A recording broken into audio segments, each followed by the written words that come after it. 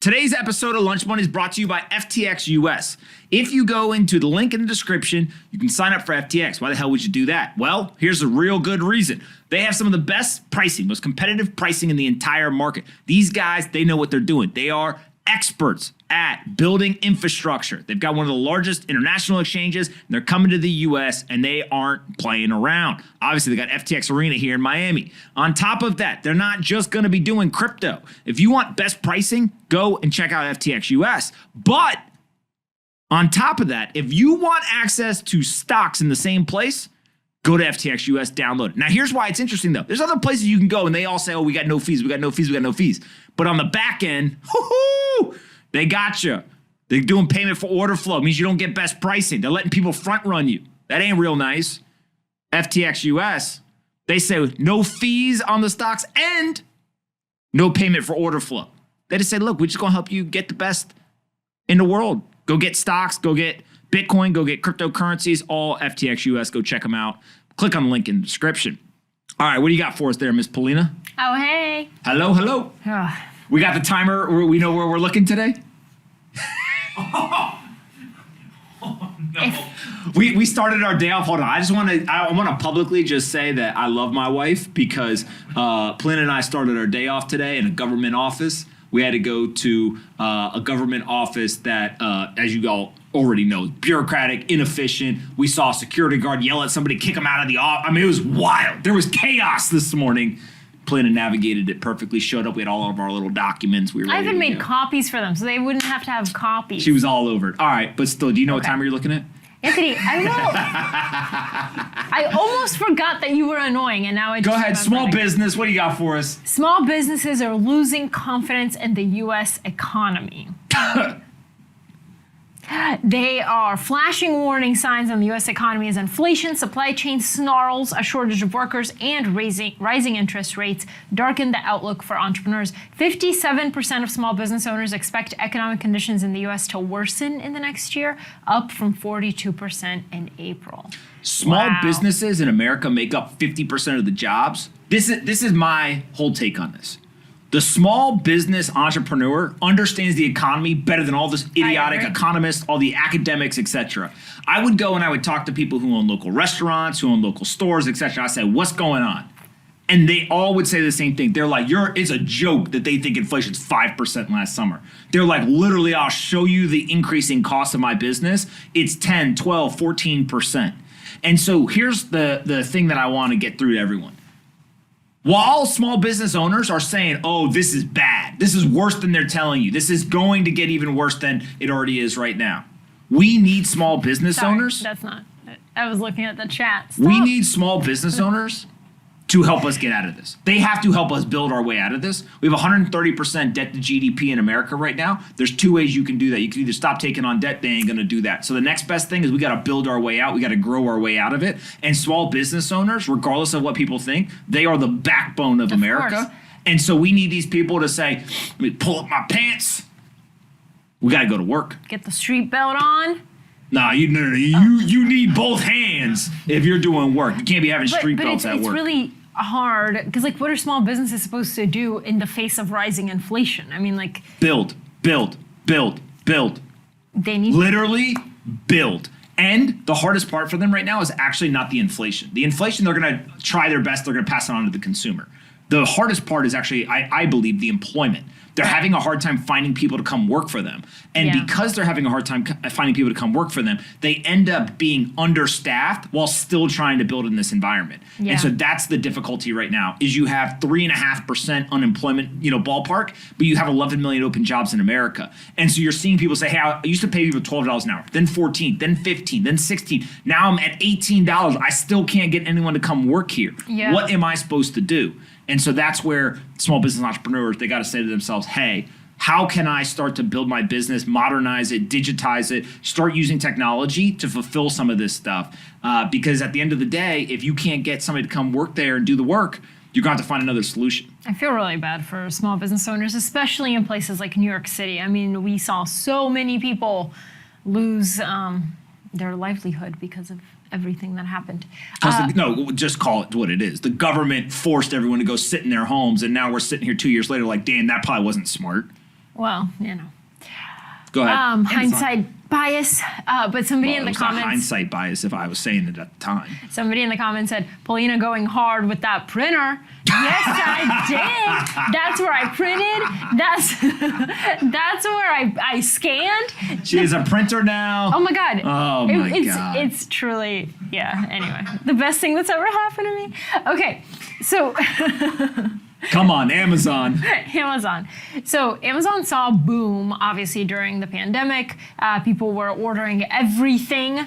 So now it kind of like Amazon went over the top and had a ton of warehouse space. Now it's looking to shed some of that excess capacity to sublet. This is a story across the economy. Is tons of people ordered too much inventory. Now they're sitting with it there at their business. They went and they expanded a bunch. Now they're sitting there with a bunch of extra space. Like every single business from Amazon, Walmart, the whole 9 yards, everyone is experiencing this.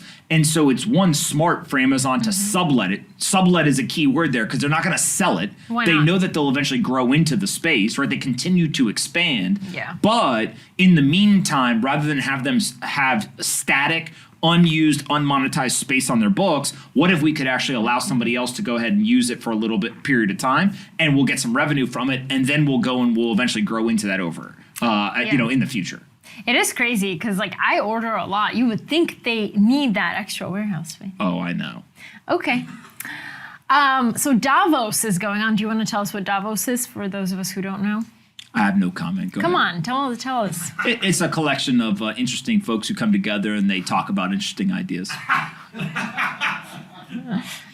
I'm in a good mood today. I don't need to be going Anyway, after people. the point is at Davos, it's in Switzerland right now, and there's a ton of. They're offering Happy Bitcoin Pizza Day. There's Bitcoin pizza stalls, a liquidity lounge, and other treats for the crypto crowd. Here's my thing about Davos is there's a certain type of person that goes there, and I actually I'm gonna break from I think the mainstream talking points. I actually think some good things do come from Davos, but on a overgeneralization or on a wide scale, there is a ton of hypocrisy, which I think is what actually really irritates people. Is look, rich people meet up all the time, whatever. Who cares, right? Yeah. Look, if they're happy, knock yourselves out, whatever. You ain't bothering me. But the problem ends up being that you can't fly on your private jet to Davos to talk about climate change. Like nobody believes you.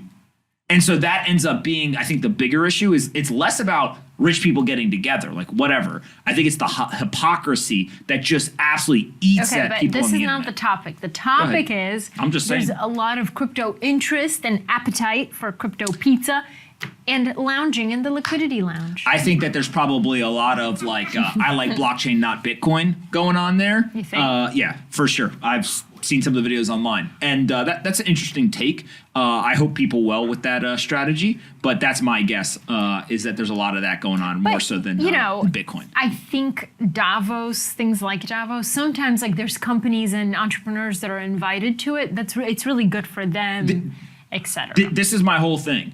If somebody said to me, Educate hey, the rich. if somebody said to me, hey, I went to Davos, I don't judge them. Like, and I don't understand why everyone has this like negative opinion about like, oh, you went somewhere, right? It's kind of like, for example, a lot of times when professional sports teams, when they win a championship, they get invited to the White House. And there's always somebody who's like, no, nobody on the team should go. Nobody on the team should go, regardless of who's in office, right? Republican or Democrat. And my whole thing is like, look, somebody going after they've worked their whole life to be able to get into a position of success doesn't mean that they necessarily agree with everything that president, regardless of which side of the aisle, believes. Same thing is if somebody goes and attends Davos, that doesn't mean they agree with everything. Actually, what's a crazy idea is imagine if, let's say a Bitcoiner went to Davos and gave a presentation about Bitcoin. That's what I mean. And explained, this is why Bitcoin is going to potentially change the world. That's like, right. whether we like it or not, we need somebody. I'm not going to do it, but somebody else needs to go do it, right? To go into that and talk to that crowd of people. And so, by the way, I just as much as everyone else think there's a ton of hypocrisy going on there, right? And also, I think that there's a lot of people who, frankly, not just in the climate world, but if you go down the line of all this stuff, they simply just look out and they have some communications person or some PR person say to them, okay, here's the talking points. Yeah. Like, you need to make sure that we want to be socially responsible. We want to be this, we want to be this, we want to be this. And then you start talking to them and you're like, you literally have no clue any of the details of this. Yeah. No, I know. Well, Sorry, I didn't mean to put you in a position to listen to my Davos rant. Well, it might continue because the next topic we're talking about is an additional 573 people have claimed billionaire status since the COVID-19 pandemic began. Meanwhile, 263 million people are at risk of falling into extreme poverty this year. I need to see how they define extreme poverty. Is this only in the US? I'm so confused. Okay, but anyway, the widening of the gap between the rich and the poor has led to renewed calls for the US to tax wealth.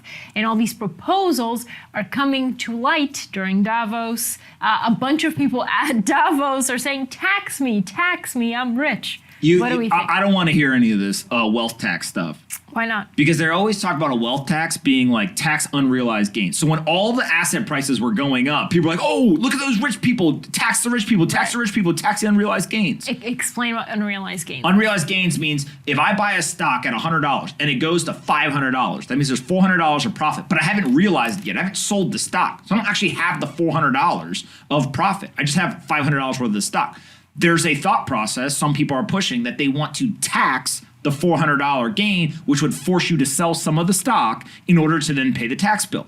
Which, if you're just sitting there like rich people are idiots, right? That sounds great until I say, okay, every single American that has a home, now, after your house just went up 20%, you owe tax on the 20% gain on literally on your home. But would it affect that or would it only affect? Maybe they would create some carve outs. Like, I don't know how exactly they would try to do this, but here's the problem. Now, there's articles that are coming out that the billionaires lost $1 trillion since the market started to crash. I don't hear nobody talking about, oh, the billionaires should get to write off the unrealized losses. So if you were holding that stock at $500 and now it's crashed back to $100, that means you lost $400. So do you get to claim the unrealized loss? No. You can't say, oh, it only works on the upside, but not on the downside. See what I'm saying? And so what ends up occurring again is like rich people almost categorically, not everyone, but almost categorically, they're problem solvers. Jeff Bezos has a great video clip that's been circulating where he says, I built $1 trillion company. I made 160 billion myself. I'm the founder. I made 160 billion. That means I made $840 billion of economic value for other people.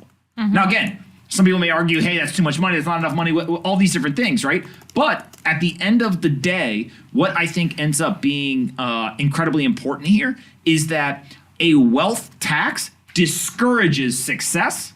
And if we discourage success, that's a big problem in society. There you go.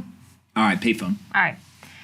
I don't know why this made me so unbelievably sad. I saw this. But New York City removed its last public payphone from the city on Monday. Do we have like sad music?